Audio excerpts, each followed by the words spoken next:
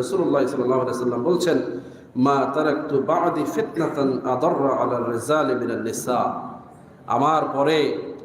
আমার পরে পৃথিবীতে সবচাইতে বড় ফিতনাটা পুরুষের জন্য আমি রেখে গেলাম যেটা, সেটা হচ্ছে নারী। নাউযুবিল্লাহ বলবেন না?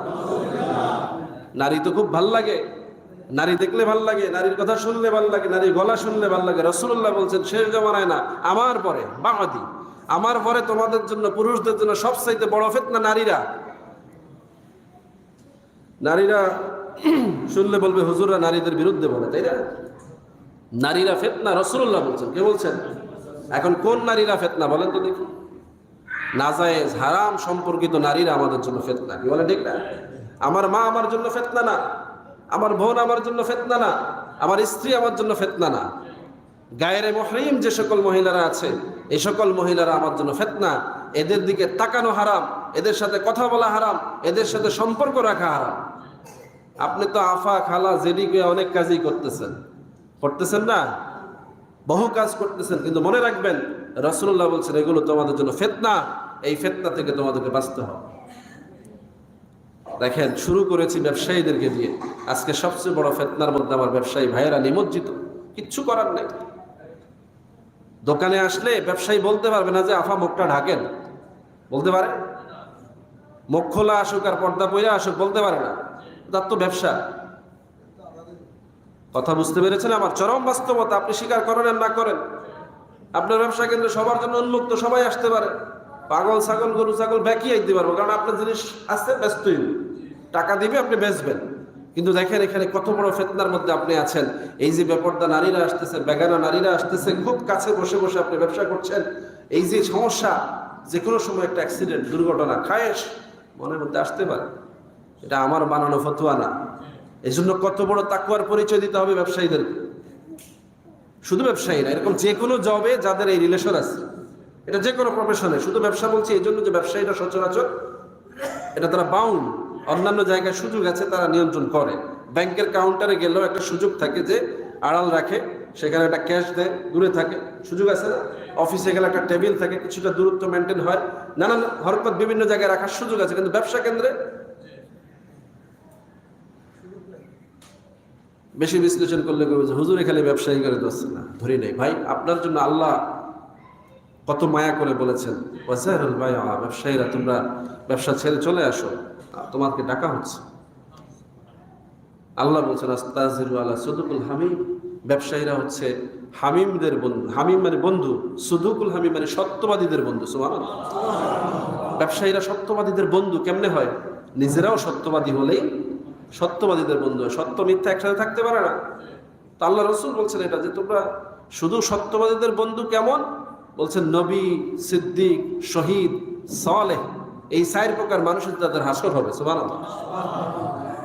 ব্যবসায়ীরা যদি নিজেদেরকে বাঁচিয়ে চলতে পারে, এটা তাদের বড় ইমানদারি, এটা অনেক বড় তাদের স্যাক্রিফাইস, যে আল্লাহ এমন কঠিন পরিস্থিতি আমি নিজেকে বাঁচাই নিছি, এমন জটিল ফাংশনের মধ্যে আমি আমার ইমান, আকীদা, আমার মনের খায়েশ, এগুলো থেকে আমি নিজেকে বাঁচাতে সক্ষম হয়েছি।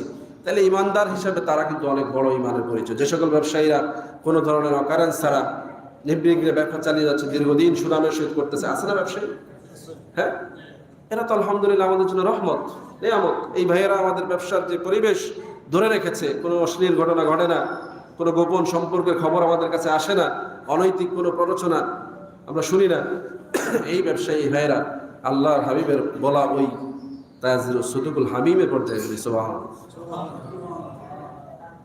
রাসূলুল্লাহ সাল্লাল্লাহু আলাইহি ওয়াসাল্লাম, এটা শুধু ব্যবসায়ীদের উদ্দেশ্যে না, এই হাদিসগুলো আমি যে বলতেছি শুধু ব্যবসায়ীদের, সকল মুমিনের জন্য।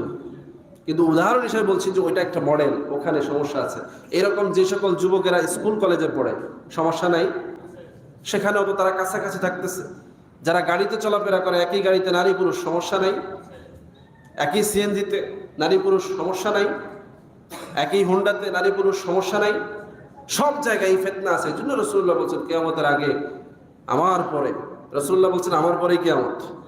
আমার পরে মানে এই যে 1400 বছর চলে গেছে, রাসূল তখনই বলছেন আমার পরেই কিয়ামত, কারণ আমার পরে আর কোনো নবী আসবে না, আমার পরে আর কোনো কিতাব আসবে না, সুতরাং আমি শেষ নবী, আমার পরে শুধু কিয়ামতই হবে।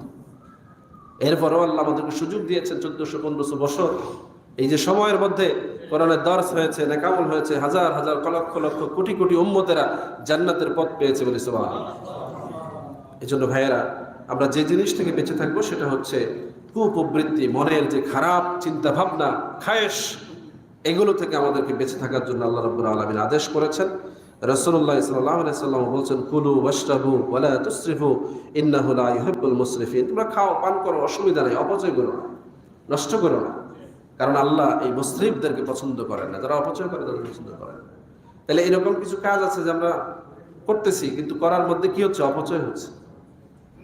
সন্তান বাবাকে খবর নেয় না, বন্ধু বান্ধবকে খাওয়াচ্ছে, আছে না? না, মাকে খাবার দেয় না, নিজের বন্ধু বান্ধব বা অন্যদিকের আত্মীয় স্বজনকে মেহমানদারি করছে, আছে না?